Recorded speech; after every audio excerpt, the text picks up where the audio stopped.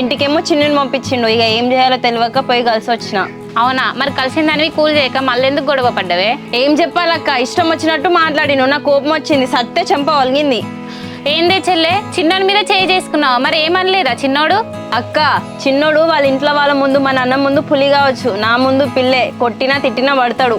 వామ్మో చెల్లె, నీకో దండమే. పెళ్లి కాకముందే కంట్రోల్ పెట్టుకున్నావు కదా బాగా.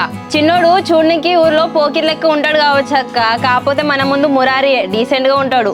చెల్లె, నువ్వు కొట్టినా పడ్డాడంటే పాపం, నువ్వు అంటే ఎంత ఇష్టమే చిన్నోడికి. నేనంటే ఇష్టమే అక్క, కాకపోతే అన్న విషయం రాగానే వాడు కంట్రోల్ తప్పుతాడు.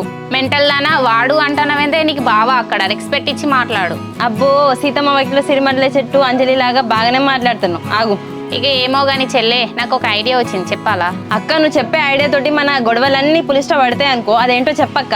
ఇక మన అన్నకు చెప్తే ఎట్లాగో వింటలేడు కదనే చెల్లె, ఒకసారి చిన్నోని కలిసి అటు సైడ్ అన్న కూల్ చేయమని రాదే.